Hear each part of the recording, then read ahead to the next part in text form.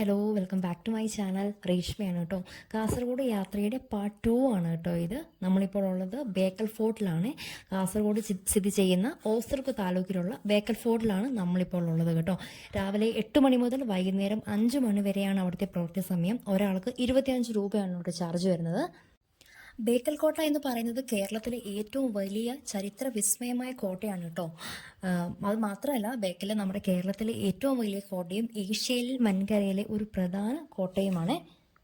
അറബിക്കടലിൻ്റെ തീരത്ത് ഏതാണ്ട് ഒരു 35-40 ഏക്കർ വിസ്തൃതിയിൽ പണിതുയർത്തപ്പെട്ട ഈ കോട്ടയിൽ പറയുവാണെങ്കിൽ ഇന്നും അങ്ങനെ അത്ര ബലഹീനതകളൊന്നും ഇല്ല കേട്ടോ. നല്ല ഭംഗിയായിട്ടും വൃത്തിയിലുമാണ് ഇപ്പോഴും ഈ കോട്ടയുള്ളത്. വളരെ മനോഹരമായി വെട്ടുകല്ലിലാണ് ഇത് നിർമ്മിച്ചിരിക്കുന്നത്. കൂടാതെ ഇരുവശങ്ങളിലുമായിട്ട് പുൽച്ചെടികളും പിന്നെ പച്ചപ്പുല്ലുകളും ഒക്കെ ഇവിടെ നന്നായിട്ട് പിടിപ്പിച്ചിട്ടുണ്ട്. അതുകൂടാതെ ഇടയ്ക്ക് ഇരിക്കാനായിട്ട് മാർബിളിൽ തയ്യാറാക്കി വെച്ചിരിക്കുന്ന ബെഞ്ചുകളും ഇവിടുത്തെ ഒരു വലിയ പ്രത്യേകതയാണ്. ഇനി കോട്ടയുടെ ചരിത്രത്തിലേക്ക് വരാം. ഹരിയ വെങ്കിടപ്പ നായകയാണ് കോട്ടയുടെ നിർമ്മാണം ആരംഭിച്ചത്. എങ്കിലും AD 1650 ശിവപ്പ നായികയാണ് ഈ കോട്ടയുടെ പണി പൂർത്തിയാക്കിയത്. കാസർഗോഡിനടുത്തായിട്ടുള്ള ചന്ദ്രഗിരി കോട്ടയും ഈ കാലഘട്ടത്തിൽ തന്നെയാണ് കേട്ടോ നിർമ്മിച്ചത്. മലബാർ പിടിച്ചെടുക്കാനുള്ള സൈനിക പര്യവേഷണത്തിൻ്റെ നേതൃത്വം നൽകിയ ടിപ്പു സുൽത്താൻ്റെ പ്രധാന സൈനിക താവളമായിരുന്നു ഇത്. ബേക്കൽ കോട്ടയിലെ പുരാവസ്തു ഗവേഷണങ്ങളിൽ നിന്ന് കണ്ടെത്തിയ നാണയങ്ങളും പുരാവസ്തുക്കളും മൈസൂർ സുൽത്താൻമാരുടെ ശക്തമായ സാന്നിധ്യത്തെയാണ് സൂചിപ്പിക്കുന്നത്. 1992 ഇന്ത്യ ബേക്കൽ കോട്ടയെ ഒരു പ്രത്യേക ടൂറിസം മേഖലയായിട്ട് പ്രഖ്യാപിച്ചത്. 3 വർഷത്തിന് ശേഷം ഇതിനെ പ്രോത്സാഹിപ്പിക്കാനായി ബേക്കൽ ടൂറിസം ഡെവലപ്മെൻറ്റ് കോർപ്പറേഷൻ രൂപീകരിക്കുകയും ചെയ്തു.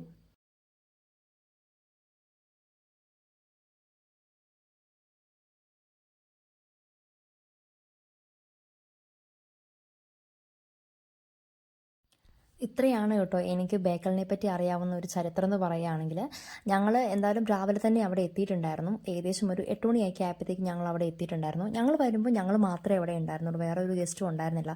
മെയിനായിട്ട് ഉച്ചയാകുമ്പോഴത്തേക്കും അവിടെ നല്ല വെയിലായിരിക്കും. അപ്പോൾ അതിന് മുന്നേ അവിടുന്ന് പോരണമെന്ന് വിചാരിച്ചിട്ടാണ് ഞങ്ങൾ രാവിലെ അവിടെ പോകുന്നത് കേട്ടോ.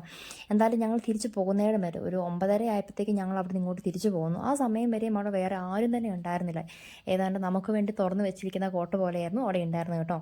ഇതൊക്കെ ഇപ്പോൾ ഈ വെട്ടുകല്ല് കണ്ടോ, ഇപ്പോൾ പണി നടക്കുന്നതേ ഉള്ളൂ.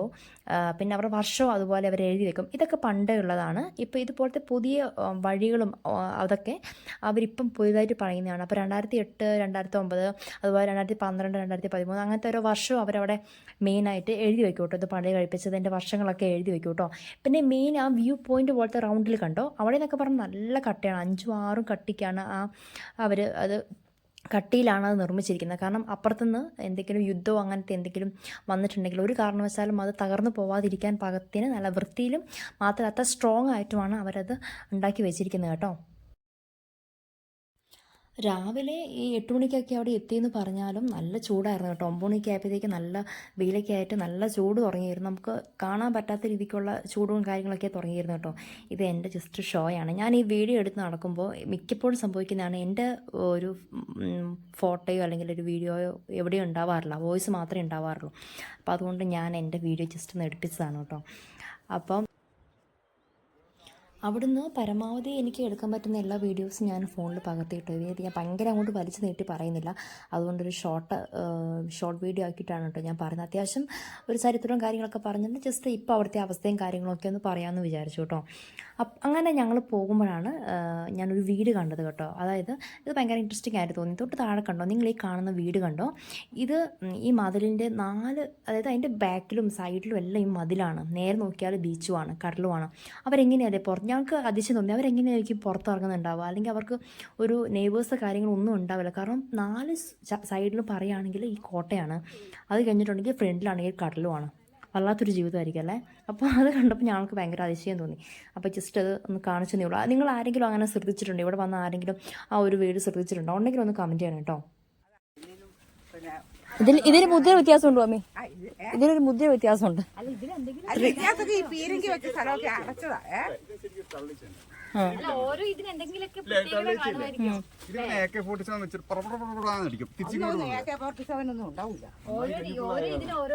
ഈ അടിയിലൊക്കെ അടച്ചു വെച്ചേക്കുന്ന സ്ഥലങ്ങളിലൊക്കെ പീരങ്കി വെച്ചിരുന്നതാ. അവിടെ ഒക്കെ ഇപ്പൊ അടഞ്ഞത്. എന്തെങ്കിലുമൊക്കെ പ്രത്യേകത കാണും ഇതിനോ. നമ്മുടെ പത്മനാഭസ്വാമി ക്ഷേത്രം ഇരുന്നത് ഈ പോകുന്ന വഴിനീളം ഓരോ ഭാഗത്ത് ഞങ്ങൾ ചെല്ലുമ്പോഴും ഞങ്ങൾക്ക് പലർക്കും പല കഥകളായിരുന്നു കേട്ടോ. ചിലപ്പം അവിടെ ഇങ്ങനെ ആയിരിക്കാം, അല്ലെങ്കിൽ അങ്ങനെ ആയിരുന്നെങ്കിലോ, അല്ലെങ്കിൽ അവിടെ പേരെങ്കി വെച്ചതായിരിക്കാം, അല്ലെങ്കിൽ അവിടെ തോക്കോ വെച്ചതായിരിക്കും, അങ്ങനത്തെ. കാരണം നമുക്ക് പലതും നമ്മൾക്ക് തോന്നും കേട്ടോ. അപ്പോൾ ഞങ്ങളിങ്ങനെ ഓരോന്നിങ്ങനെ പറഞ്ഞു പോവുകയായിരുന്നു കേട്ടോ. അപ്പോൾ ഇനി ഭക്ഷണം എല്ലാം കഴിച്ച് തിരിച്ച് പോയേക്കാമെന്ന് വിചാരിച്ചപ്പോഴാണ് അവിടുത്തെ ചേട്ടൻ പറഞ്ഞതും താഴെ ഒരു അടിപൊളി വ്യൂ പോയിൻറ്റും കൂടിയുണ്ട്, എന്തായാലും നിങ്ങൾ ഇവിടം വരെ വന്നതല്ലേ, അത് കാണാതെ പോകരുത് കേട്ടോ എന്ന് പറഞ്ഞു. അപ്പോൾ ഞങ്ങൾ ജസ്റ്റ് അതും കൂടെ കണ്ടേക്കാം, താഴേക്കാണ് കേട്ടോ. അപ്പോൾ അതും കൂടെ കണ്ടേക്കാമെന്ന് വിചാരിച്ചുകൊണ്ട് പോകുന്നതാണ് ഈ കാണുന്നത്. ഈ പോകുന്ന വഴിയാണെങ്കിലും നല്ല വൃത്തിയാണ്. രാവിലെ ആണെങ്കിൽ പോലും എനിക്ക് തോന്നുന്നു ഞാൻ പറഞ്ഞു ചുറ്റും നല്ല മരങ്ങളും കാര്യങ്ങളും എല്ലാം ഉണ്ട്. അപ്പോൾ എന്താണെങ്കിലും ഇലയും കാര്യങ്ങളൊക്കെ പൊഴിഞ്ഞ് വീഴുന്നതായിരിക്കും. പക്ഷേ എന്നാണെങ്കിൽ പോലും ഇത്രയും സ്ഥലങ്ങൾ ഞാൻ പറഞ്ഞല്ലോ, ഒരു 40 ഏക്കറോളം വരും ഇത്. ഷിഫ്റ്റ് ചെയ്തൊക്കെ ആയിരിക്കും ഡ്യൂട്ടി, എന്നാൽ പോലും ഞാൻ പറയും എന്ത് വൃത്തിയിലാണെന്നറിയോ ഇപ്പോഴും അവർ സൂക്ഷിച്ചിട്ടുള്ളത്. അപ്പം ഈ മറ്റേ ബോംബെ സിനിമയിലെ ഉയിരേ എന്നൊക്കെയുള്ള സിനിമയുടെ ആ ഗാനമൊക്കെ ഷൂട്ട് ചെയ്തത് ഇപ്പം നമ്മൾ പോകുന്ന ആ ഭാഗത്തേക്കാണ് എന്നാണ് പറയുന്നത് കേട്ടോ. പറയുന്നതല്ല, ആണ്, അത് തന്നെയാണ്. ഞാനത് നെറ്റി നോക്കിയായിരുന്നു. അപ്പോൾ ആ ഭാഗത്തേക്കാണ് ഇപ്പം നമ്മൾ പോയിക്കൊണ്ടിരിക്കുന്നത്. നല്ല അത്യാവശ്യം നല്ല കുത്തനെയുള്ള ഇറക്കുന്ന വേണമെങ്കിൽ പറയാം. ഇതാണ് ആ പറഞ്ഞ വ്യൂ പോയിൻ്റ് ആണ് കേട്ടോ ഇത്. നല്ല ഡേഞ്ചറസ് ആണ്. അവിടെ പ്രത്യേകം പറഞ്ഞിട്ടുണ്ട്, ഒരു കാരണവശാലും കടലിലോട്ട് ഇറങ്ങരുത്, അപകടമാണെന്ന് എഴുതി വെച്ചിട്ടുണ്ട്. അപ്പോൾ അതുകൊണ്ട് അവിടുത്തെ ചേട്ടന്മാരും പറഞ്ഞു അങ്ങോട്ടേക്ക് പോവുക ചെയ്യേണ്ടെന്നൊക്കെ പറഞ്ഞു കേട്ടോ. എന്നാണെങ്കിലും അവിടുത്തെ കാഴ്ചകളെല്ലാം കണ്ട് ഞങ്ങൾ നേരെ മടങ്ങി. അടിപൊളിയായിരുന്നു. അപ്പോൾ മറ്റൊരു ഇൻട്രസ്റ്റിംഗ് വീഡിയോ ആയിട്ട് ഞാൻ വീണ്ടും വരാം. അതുവരെയും ബായ്.